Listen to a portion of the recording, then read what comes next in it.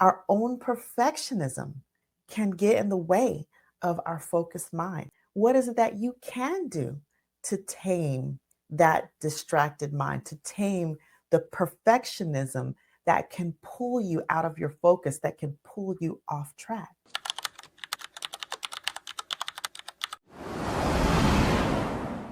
Welcome back. Welcome back to another episode. As always, I am very grateful to be here with you, to be sharing with you. And for those of you who are new to the podcast, welcome.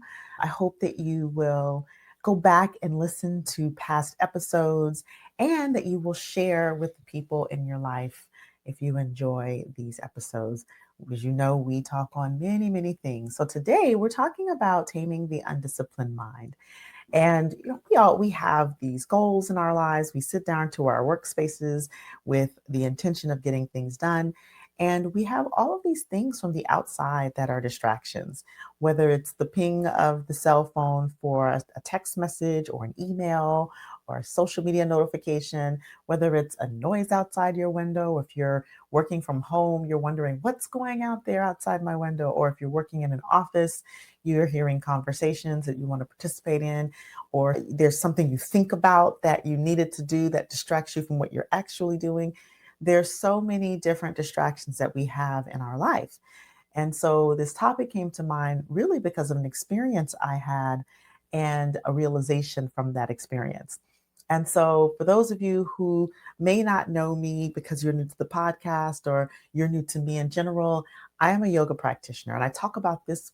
I talk about this sometimes, but I'm a yoga practitioner for about 19 years, the style of Ashtanga yoga. And in the style of Ashtanga, we practice the same posture series of postures. And so there's different series. There's a primary series, there's a secondary series, there's a third, fourth, fifth series. The two series that I tend to practice the most are primary and secondary series. So my schedule is I go to the yoga shala or the studio, which we call shala, and I go 3 times a week into the shala and I practice once from home each week. So 4 times a week. So I was in my yoga shala. We were doing my usual practice. And this particular day, I noticed that there was a speck of dirt and a piece of grass that was near to where I had put my mat down on the hardwood floor. Now, so I started my practice, and out of the corner of my eye, I noticed this speck of dirt and this blade of grass. Now, in my world of being somewhat of a perfectionist and also having a little bit of, I'm going to self disclose, a little bit of neuroticism, I wanted to go and get a piece of paper towel or a wipe and remove that blade of grass and that speck of dirt. It was just right there, right beside my mat. And each time that I did an asana or a posture, and I had to look to that side, out of the corner of my eye, I saw speck of this speck of dirt and this blade of grass.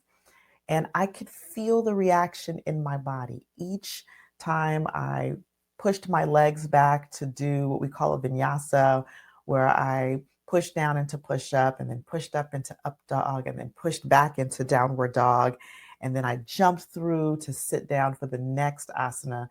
I would see this blade of grass. Each time I pushed back into downward dog is when I would see it. And then I would jump through and I would do the next posture.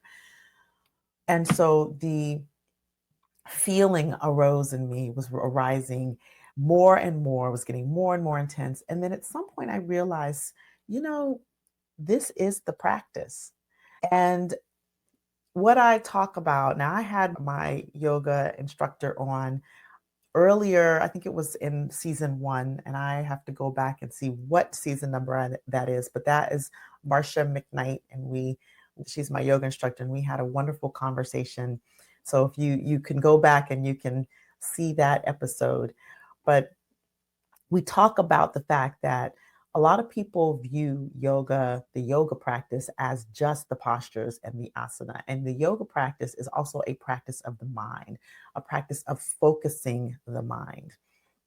And as we go through, especially when we're in the shala, as you go through your practice, there are people beside you. And the intention is to focus on your own practice and to focus in on your breathing, focus in on what's happening with your body, with each posture, with each twist, or with each bind, or with each stretch, whatever it is, with each arm balance or leg balance. You're focusing inward on what's happening with you, not outward. The problem is there's people around and there's things around, like specks of dirt and blades of grass by the mat. And so, what I realized during this practice is that I could let that blade of grass and that speck of dirt be there. I could let it be. And even though it was bothersome, it was kind of an annoyance, I could just let it be. And that was the practice. That was my whole practice of yoga. I mean, of course, I went through and I did all of my asanas, my hour and 15-minute practice of second series, of intermediate series. And the practice for me that day was not the asanas. The practice for me was the discipline of mind to not get off my mat to go and remove a speck of dirt and a blade of grass that was so insignificant that it really caused me no harm, right? And so by the end of the practice, I shared this with my yoga instructor, and we had a little bit of a chuckle about this because oftentimes we miss those little opportunities to tame our undisciplined mind, to discipline our distracted mind. It can be the smallest things that can take us off the path of focus. And so the very next day, I came in and there was no blade of grass and there was no speck of dirt. And I laid my mat down. And of course, the floors are wood floors. And again, me with my little bit of neuroticism, I like to have my mat just so that it's lined up with the grains of wood. So I like it to be aligned. And what I noticed at some point during the practice is that the edge of my mat was not exactly parallel to the grains of the wood. Now, I am self disclosing. Yes, there's a little bit of obsessive compulsiveness there. I think that I couldn't become a physician without a little bit of that. And so I'm noticing this. I'm noticing, and normally, what I would do, a very simple move, is just to, between postures, bend down, straighten the edge of the mat, and then it would roll back and straighten the entire mat. But I noticed this, and I'm on the mat, and I notice it's crooked, which again is firing off the neurons, the anxiety neurons in my brain because I want it straight. And so the practice for me, I took the entire practice, allowing the mat to be as it was, letting it be. And again, we had another chuckle. I shared this with my yoga instructor, like, oh, I had another moment of discipline, taming my undisciplined mind today. And so this may seem very small and very simple to those who are listening, that I decided not to straighten my mat, or I decided not to remove a speck of dirt or a blade of grass from my mat. This was an element of taming my undisciplined mind, my distracted mind, and focusing on what I was supposed to be doing, which was my practice. Focusing inward, focusing on the breath, focusing on the elements of opening, the elements of twisting, the elements of strength that I focus on when I'm in my practice. Now, bringing that into our lives, what are the specks of dirt and the blades of grass that are distracting our focused minds? What are those? It could be that they're things in our environment, like the notifications of your cell phone, or the sounds, the neighbors outside, or the conversations in the cubicles, or the posts on social media. Could be that it's those things. Or it could be that they're people. There could be people that are like blades of grass and specks of dirt that are harmless, and they could be distractors to your focus. They could be distractors to your focus. What are the things inside of our minds that are little blades of grass or specks of dirt or unstraightened edges of a mat? Our own perfectionism can get in the way of our focused mind, our own perfectionism. So, what is it that you're doing? What is it that you can do to tame that distracted mind, to tame the perfectionism that can pull you out of your focus, that can pull you off track? Well, one of the things you can do is you can notice it. You can notice in the moment when you're being distracted from your focus. And so, in order to do that, that predisposes that you know what it feels like to be in your zone, to be in that focus moment. And so, I invite you the next time that you notice yourself in the zone, in that focus zone, that you take a moment to take note. What does that feel like? What does it feel like in your body? What does it feel like in your mind? What does it look like for you? What are you doing when you're in that zone? Right? And really clock that feeling in the body so that what happens is when you deviate from that, you notice. And so next time you're in the zone and you notice the distraction, I invite you to notice what that feels like. Notice what it feels like to go from being in the zone to momentarily distracted out of the zone, or to completely pulled out of the zone. What does that feel like in your body? What does it feel like in your mind? What are you seeing, hearing, feeling, doing when that happens?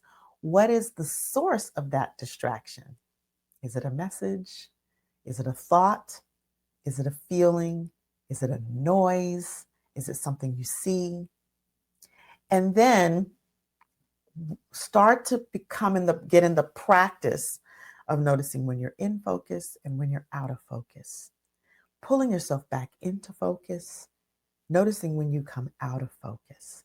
So when you notice yourself get out of focus, then you just pull yourself back in. It's like course correcting.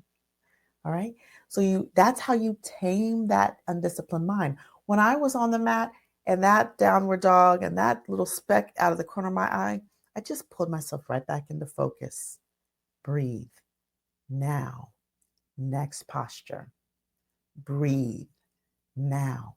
Next action. Like, oh, distracted. Come back. Breathe. Now. Next action. And so I invite you to really begin to practice noticing the focus and what it feels like, noticing the distractions. And then here's the thing: when you start to notice and be able to pull yourself back, the next step is to begin to notice the pattern of things that are distracting you and be proactive in minimizing those distractions. And so for me, one of the things that I know is a big distractor is when I am in focus and I'm on task and I get a notification, particularly if it's a text message. And so what I have done is, number one, prescribed periods of time where I put on my do not disturb, silence my notifications, so that if I'm focused on writing a talk or practicing a talk for something that's coming up, for example, I have two speaking engagements coming up at the time of this recording. And it's time for me to start to do runs of shows, practice those talks, because I never walk on stage without having prepared and practiced the talk multiple times and timed it. But it's easy if I do not mute my phone and silence the notifications for me to be in a talk and notice, and for that to throw me out of focus. And so that's one of those times. Or if I'm doing an admin hour, which I do on a pretty much a daily basis, put it on silence of notifications and put it on focus mode, the phone and the computer, so that I can focus in on the task at hand, because I know what it feels like to be pulled out and to have to course correct. And it's energy consuming. Let's be clear, it's energy consuming to have to pull yourself back in. And so the more that you can begin to be proactive to minimize those distractions, the easier it is to then maintain that focus. And so we want to practice minimizing distractions, but we also want to practice taming and disciplining the mind to let those things be. Let the notification be until it's the appropriate time to address it. Let the speck of dirt be. Let the imperfection be, right? And then what we find that we will be more productive and we'll be able to get further in those tasks. And when we are able to stack small things, small tasks, small wins, small accomplishments, then that leads to bigger accomplishments, bigger goals. And we look back and we say, wow, those goals that I set, here they are. Here's the accomplishment because of the day to day, the hour to hour focus that we've chosen. It is a choice. Disciplining the mind is a choice. And so practice recognizing when you're in focus, recognizing when you're distracted, redirecting your mind back in.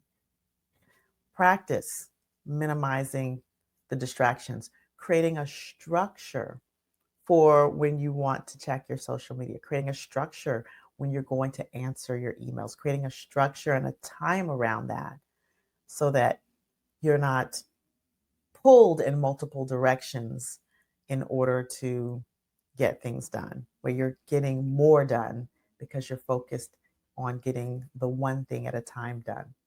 All right. And I'd love to hear your feedback. How has it gone? What have you noticed when you start to notice your mind and all of the ways that your mind can distract you and what it takes to bring it back? What have you noticed about that? And what has worked and what hasn't worked?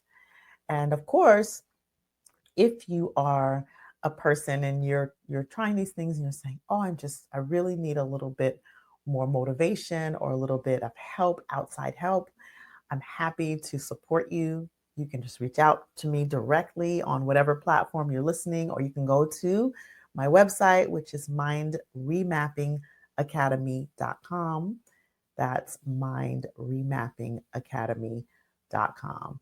So you're welcome to go and check out and learn all about the types of work that I do. If you're in an organization and you have people who you think could definitely use some coaching, then again, you can reach out to me and we can talk about the kinds of workshops that I do or the kinds of coaching arrangements that I have with organizations. All right. With that, I leave you with your walking orders and looking forward to hearing how everything has gone. And please remember to subscribe. Remember to share this episode because there's a lot of people who are like myself who can be easily distracted by our own thoughts, our own perfectionism, or with things out on the outside world. And when we learn to focus our mind, so when you can give the gift of empowerment around and tools to focus one's mind, it also decreases the anxiety. It increases our well-being. When we can focus in on our mind, it decreases that angst around and the overwhelm around getting things done when we can practice that focus. All right, because it's chunking down and doing the next right thing. All right, so share this episode with a friend, a family member, a colleague, a leader in your organization. And I look forward to hearing from you. And until the next time we see each other, or you hear me, you hear from me, stay empowered.